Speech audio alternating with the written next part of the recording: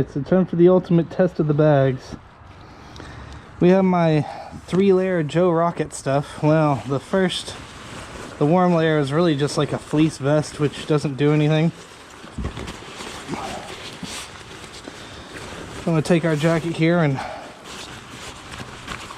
fold it and roll this bad boy up, see if it fits in the bag.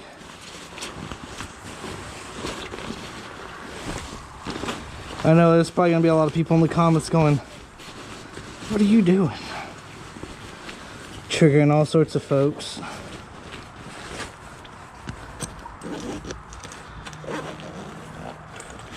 Alright, let's see if this fits in this little bag here. Doesn't look like it would.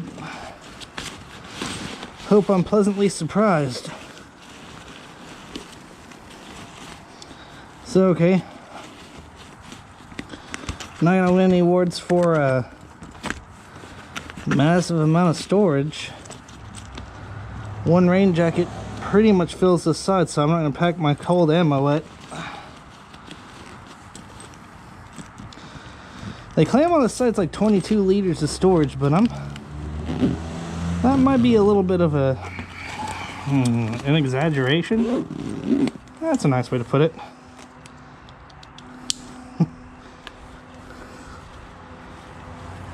We'll see how this feels too while I'm riding. Then I get driven crazy by oh man, it cinches up nice. Alright, pants will be easier. I can probably fit a pair of pants and a set of gloves, or a pair of pants and a set of thermals maybe.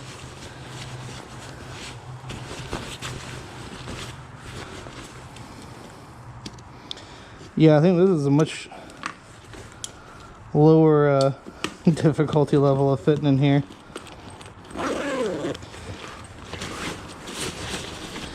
So who would these bags be for? Well, for guys like me who primarily try to ride off-road, but sometimes due to circumstances need to have some storage on their bike. And well, spoiler alert, WR250R is not an overlander. I mean, you can make it one. Plenty of folks that adventurize this bike, but I mean, just kind of casually. It's not really an overlander. So we're gonna get up on the road and see what it's like. So to recap, the instructions. Adjust your bags to where they're sitting basically level on the sides. Hook your fender hooks under the fender, cinch that down with these, and make the adjustment like if they're on the back of the fender. Make the adjustment as so. Back strap of the bag around the frame and through the loop, cinch that down forward. Try to dodge all of your exhaust and creamy wire nougat. Do the same thing on the other side, and bam, you've got bags. You have bags.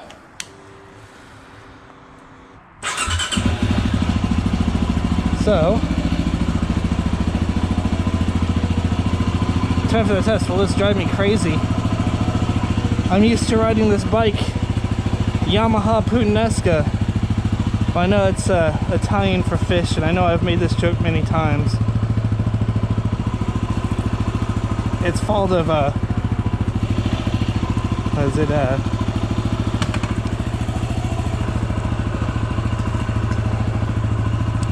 series of unfortunate events. The movie version, not the TV show. They say spaghetti with a few ingredients.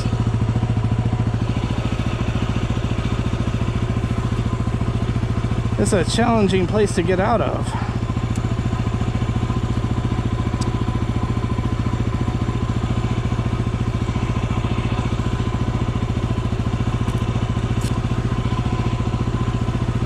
House on the hill, so to speak.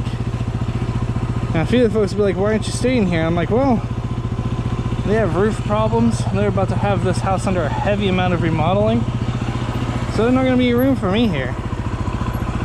They're all going to be relegated back to the back of the house, so the whole upper part of that house is going to be unusable. Oh, So you gotta sling your leg a little further over with these bags. Woo!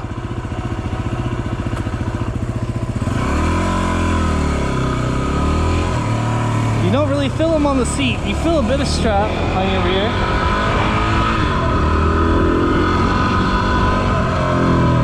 Gotta make sure my bag's closed.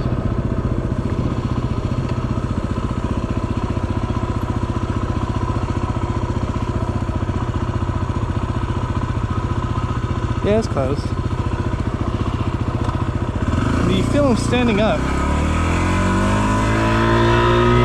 Maybe they act kind of like steak pegs when you lean back like you're going down a really bad hill. But no, they're out of the way.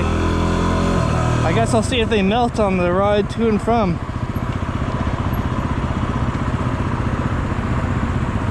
I'm gonna record the whole ride because, you know,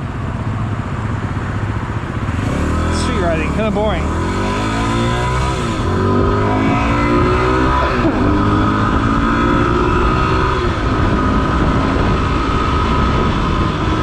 The next thing I'm going to work on is the lack of lighting on this bike.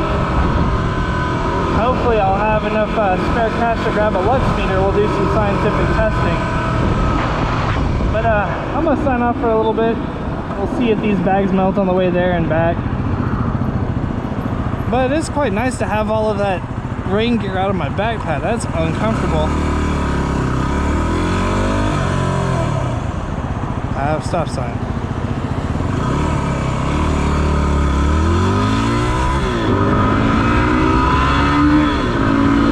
Well, we'll be back a bit later to finish this up.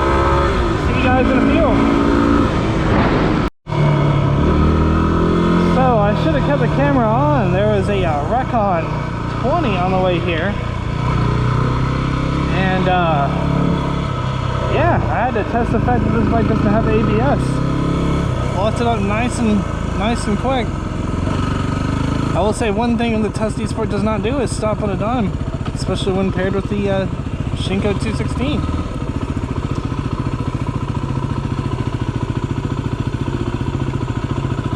So let's see. Getting off's a little more challenging with the bags. What's another thing that I kind of noticed? You do feel the straps and the rings under your rear. It's not terrible, but it is noticeable. It's enough to get your attention, but it's not enough to make you mad that you're sitting there dealing with it. Everything seems to be still in good shape, especially after that near dust up. That really got my attention.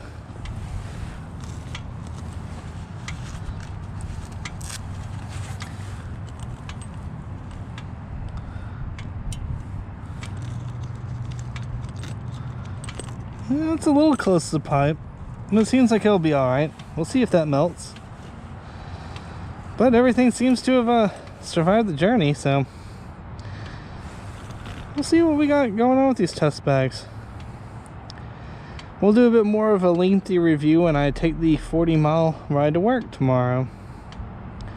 Not going to do the whole commute like this morning, but we'll get a bit of it in there. We'll get a bit of it. Well, for now, we'll get the initial impressions, some storage, and installation. I'll see you guys a bit more this week. Have a good one. And if you like the content, like and subscribe. If you don't, feel free to criticize me harshly. I also take payment in attaboys. Have a good day. Greetings and salutations, YouTubers and malefactors. We're back here at Logic Motorsports, about to go risk life and limb on Fort Worth highways to get back to my temporary pad. Had to figure out how to carry some clothes in addition to all my normal stuff.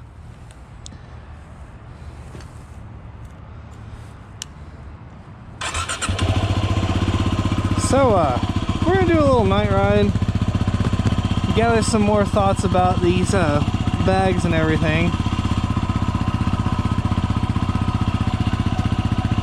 and then I'm gonna enjoy a nice crisp evening with me and my air mattress.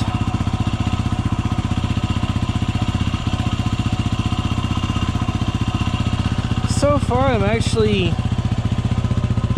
kind of a fan of the bag. It seems to be well attached. Doesn't seem to be melting anywhere, so I mean, anywho, the only thing I find a bit hard about it is the straps and buckles on my rear, which is not fun, and the fact that these bags make it a little harder to kick a leg over. So, goodness. One of these times I'm going to be recording, I'm just going to tip on over like I did that first day with the new riding pants that were too big for me.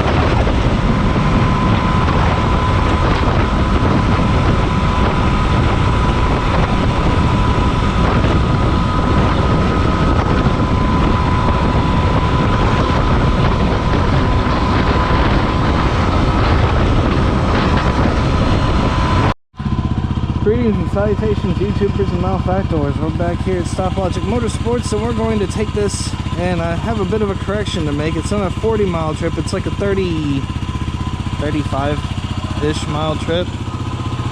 But we're going to see exactly how these Tusk pannier bags go on a bit of a commute today. So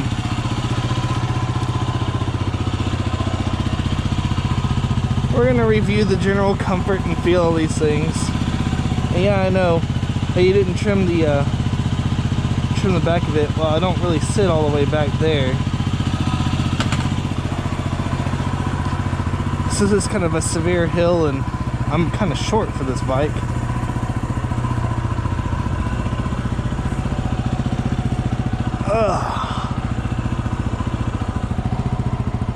Wait for this car to go by and head down to the highway. And since I'm temporarily at my mother's house, path to work's a little different. So I mean, it's a little scarier of a path. It's going down 35. I mean, I can handle it, I just don't enjoy it.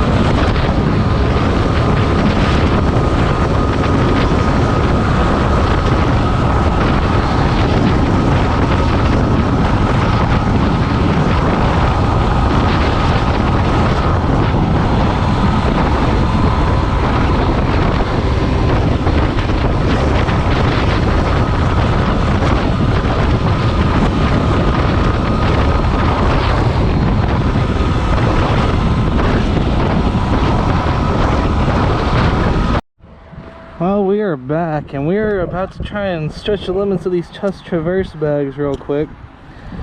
So I got a pair of wet weather pants in here. Come on, gloves, just relax for a second. And we are going to try and put my sweater from my cold weather set in here as well. Ideally, I eventually hope to be able to put gloves and my neck warmer and all that stuff in there. So yeah, my super high-tech cold weather riding gear.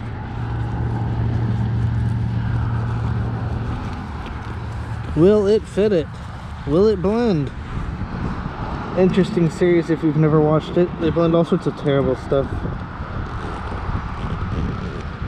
Oh, look at that. Oh, sweet nectar. There we go. Stretch out our mounts a little bit. Boom. Well, I'm going to admit I'm a little impressed by these bags right now. I don't know if I'll be able to fit gloves and a neck gaiter in there, but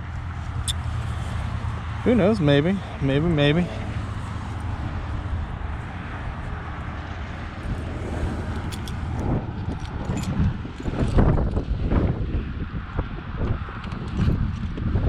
I'll do a little bit of trimming here to see what's up. I'll be honest, this number continuing to climb kind of concerns me.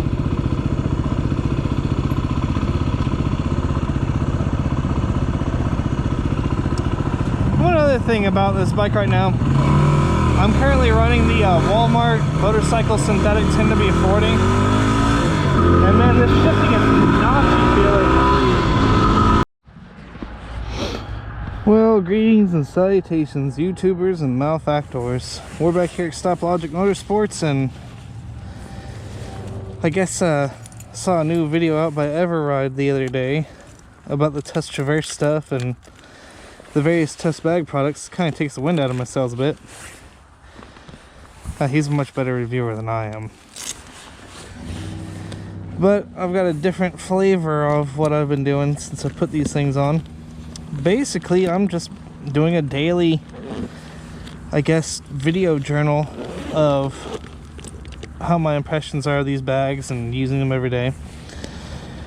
So this morning was about 30 something and 36, 37 degrees.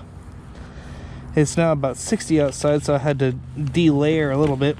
So I have my neck gaiter and my sweater going back in the Tusk bag.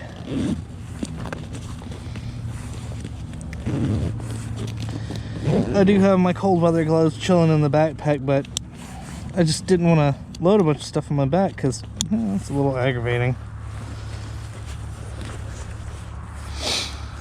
So yeah, I guess this is day 6 of using these bags.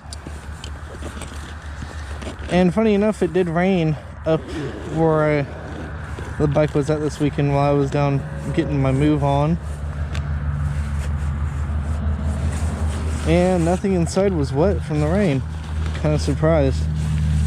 I pulled it out first thing this morning to layer up. It was cold. Oh yeah, very cold.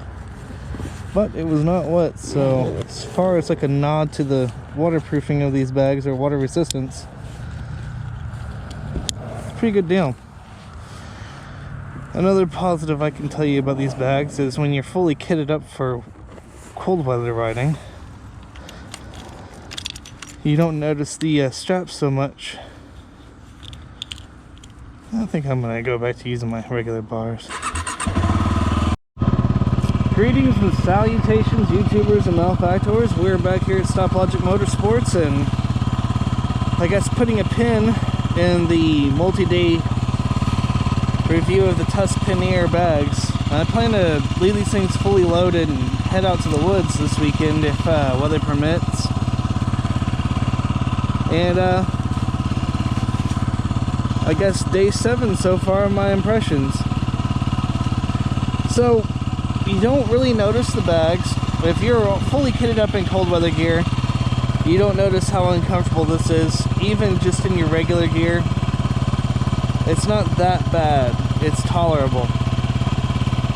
Does it somewhat defeat the purpose of your big old comfy seat concept seat? A little bit. It makes it about as uncomfortable as a stock seat. The other thing you're going to notice as you stand up, you'll feel the bags on your legs, and it kind of will, I don't know, you can't stand straight up and lock your legs, but you can still stand in the proper standing position with your knees bent. I won't really know if that's a net negative until I hit the woods where I'm actually standing up for real. A couple of other things to take away is while my camera was deciding to go on strike because of the cold, I didn't get the shot of when I actually ran out of gas on this poor thing. So we started sputtering at 186 miles, which is a big improvement from the 98-mile limit from where the bike was at. new problem developed. To go back to my turn signal review, this is dead turn signal number 3 from this set of Amazon turn signals. So I'm just burning through these things. I think I'm gonna try and either see if I have another one sitting in my toolbox at the house when I go back down there for more packing and moving, or I'm gonna give up on it entirely and go with the DRC Edge tail light that has the blinker built into it.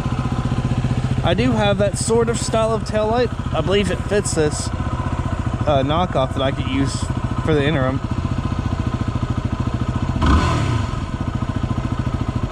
Huh. Idling a little less than usual. Well, whatever. At any rate, instead of it being in the 30s this morning, it's in the 50s. So my ensemble of cold weather gear is reduced.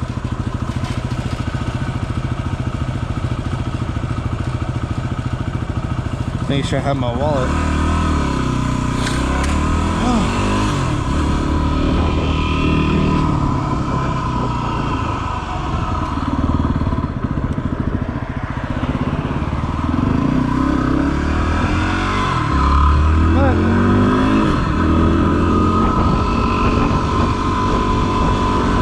All in all, I'm pretty impressed with the Tusk bags. They're not obtrusive. They do make putting on a set of small bags for storage on your bike convenient, and the fact they're universal is very helpful.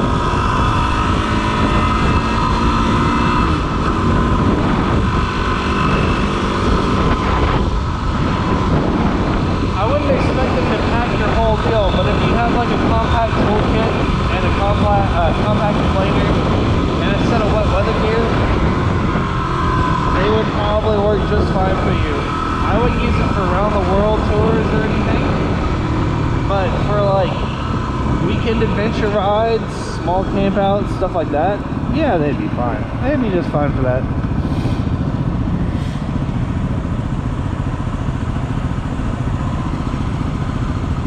I mean, it has made this bike usable over the past couple of weeks for daily use, carrying my gear, and they have been very helpful on that. As of right now, I have neck gaiter, cold weather gloves, and rain pants in the driver's side, and the passenger side. I know I'm using car terms, but still, for folks that come across this and are not motorcycle savvy, you know, on the passenger side, I have my sweater and tire checker, and I believe my multi-Allen kit. For some reason I can't find my miniature inflator, so might have to get me another one of those.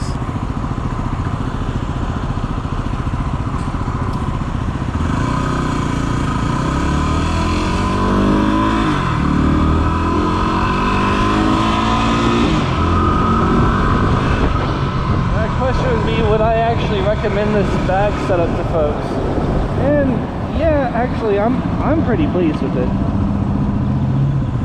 So yeah, I would wholeheartedly, you know, recommend this set to folks that want to dabble in adventure riding but don't want to get in whole hog with like a $15,000 fully kitted Super Tenere or Africa Twin or anything. Yeah, this is good for the weekend warrior or for the daily commuter that needs that space.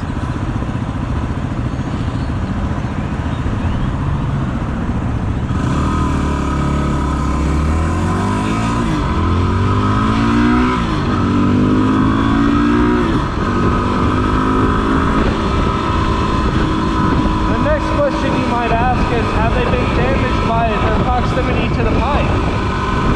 And my answer would be a resounding no. They have held up perfectly around that location.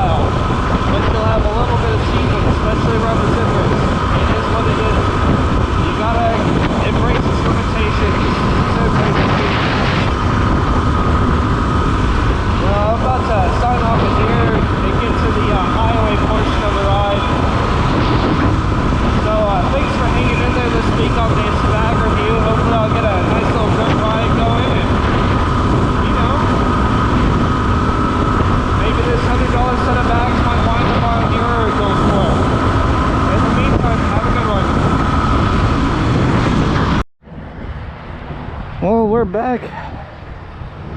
Another day, trying to figure out if will it fit. So I've got 70 something degree weather right now, and got base layers on still from the morning, but well, that'd be horrifically uncomfortable. Base layers, rain jacket, everything else. So we're gonna see if I can get my wet weather pants and my jacket into one of these side bags. This is gonna be the real test of this Tusk Traverse bag. This is what separates the champions from the pretenders.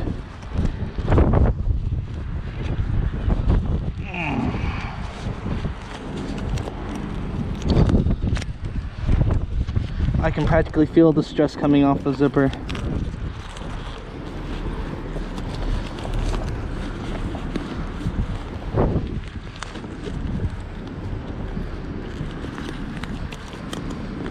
Oh, oh, would you look at that? It's almost zipped, come on. Oh. Alright, so it's confirmed we can fit a jacket and the pants in here. And right now it's maxed out. I tell you what, that is impressive. That is impressive. So I'm gonna have to give these things a little higher praise.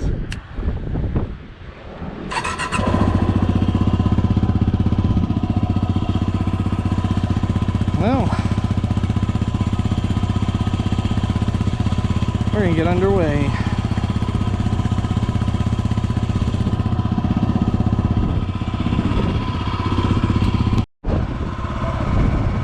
As always, if you like the content, like and subscribe. If you don't, feel free to criticize me harshly in the comments.